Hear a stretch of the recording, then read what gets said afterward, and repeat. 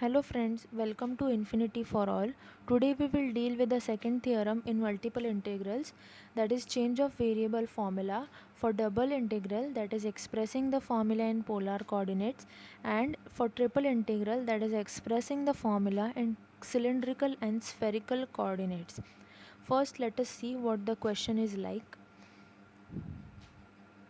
State the change of variable formula for double integral, clearly stating the conditions under which it is valid. The second part of the question is explain further how will you use it to express the double integral in polar coordinates. So first we will see the statement of the theorem, and then we will see how we have to use it to express the double integral in polar coordinates. So let us see the statement. The statement says, let T be the region in the UV coordinate system, let S be the region in the XY coordinate system that I have shown in the diagram further. We determine a mapping from the region T to the region S such that the mapping is 1 1, that is injective, and onto, that is surjective. Since we know one, if the function is 1 1 and onto, then the function is bijective. Similarly, the mapping is also bijective. Here is the diagram that shows the two regions S and T.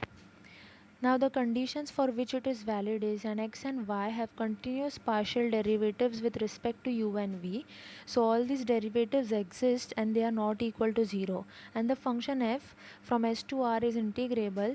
If it is integrable, then the function f from t to r is also integrable. Now the change of variable formula is shown in the figure or on the screen. You can check it out, where the determinant part is called the Jacobian matrix. Okay, so we are done with half of the question, that is state the change of variable formula for double integral, clearly stating the conditions under which it is valid. This is what half of the question says, that we have explained in the statement.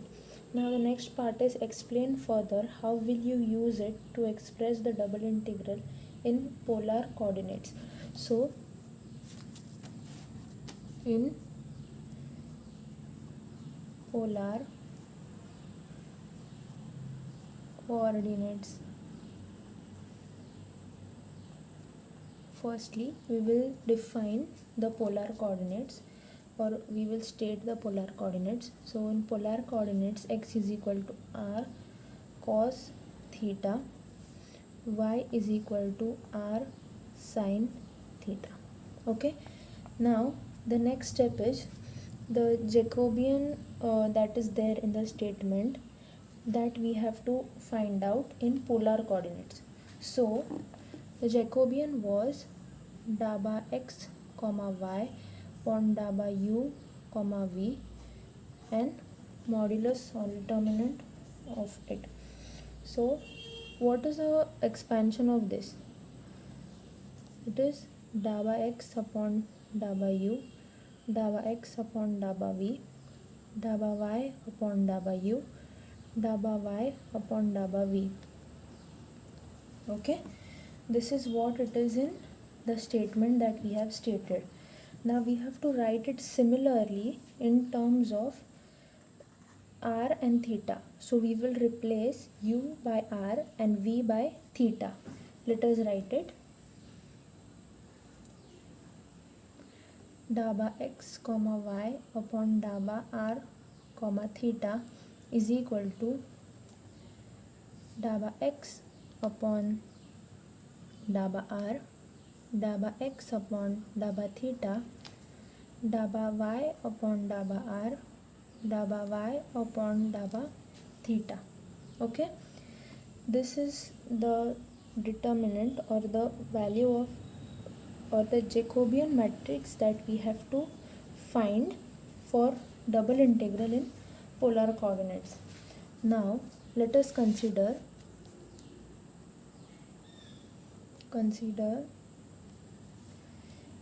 the polar coordinates. So polar coordinates is x is equal to r cos theta and y is equal to r sin theta. Now we will find the value of these four terms from this two values of x and y. So daba x upon daba r is equal to differentiate this term with respect to r. So value is cos theta. Daba x upon daba theta, so minus r is constant, so r, and derivative of cos theta is minus sin theta. Okay, similarly here daba y upon daba r is sin theta, and daba y upon daba theta is r cos theta, since r is constant and sin theta derivative is cos theta. Let us substitute these values in this Jacobian matrix. Therefore daba x comma y upon daba r comma theta is cos theta minus r sin theta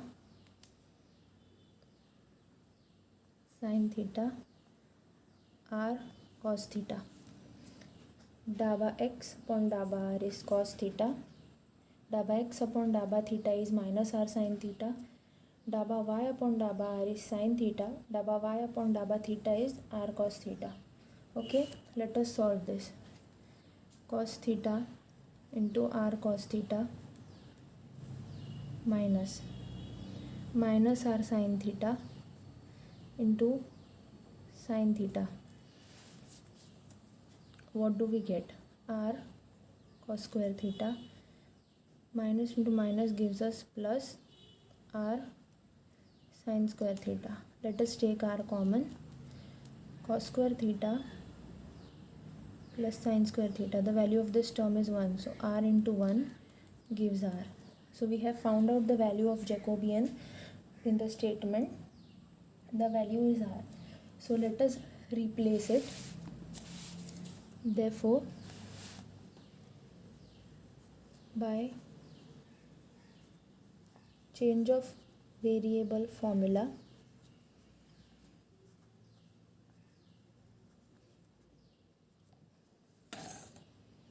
double integral over s f of x comma y dx dy is equal to double integral over t f of x. In terms, it was in terms of u and v in the question, but here u and v is replaced with r and theta.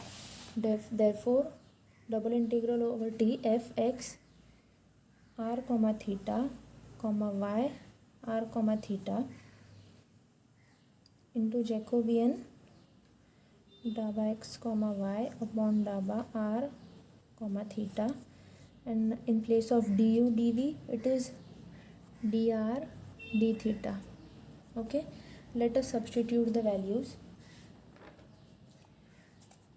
Double integral of the function f of x comma y dx dy over s is equal to double integral over t f of x r comma theta y r comma theta, bracket complete. Value of Jacobian is r. Therefore r into dr d theta. This is what we have to find in the question that we have considered. Let us see the same for triple integral. Now we have to show the change of variable formula for triple integral in cylindrical and spherical coordinates. The procedure is same. Here are few tips ahead that will help you to solve the same proof for cylindrical and spherical coordinates. Cylindrical coordinates are r, theta and z, and spherical coordinates are rho, theta and phi. Let us see what is the change in the statement for triple integral. The statement says let t be a solid. Earlier t was a region since it was in a 2D plane.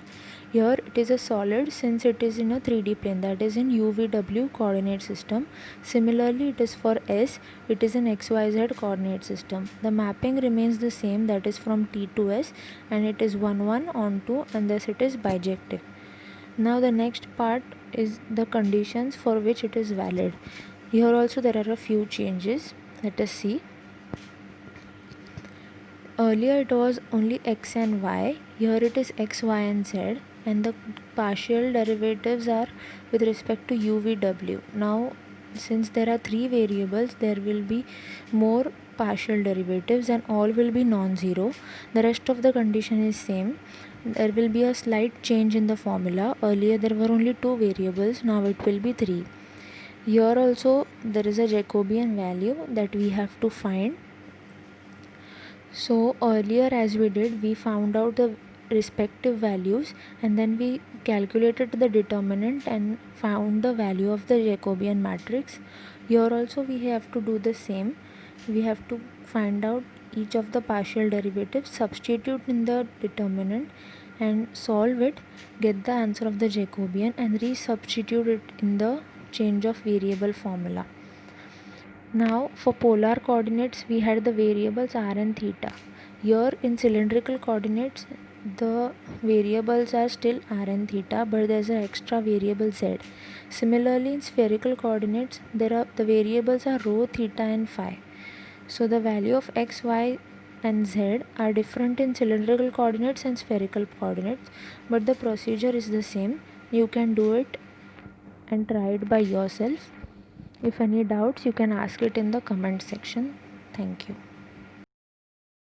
Thank you for watching today's video. If you are new to the channel, please do subscribe. And if you have already subscribed, then don't forget to like, share and comment. Your feedback is valuable. Thanks for watching.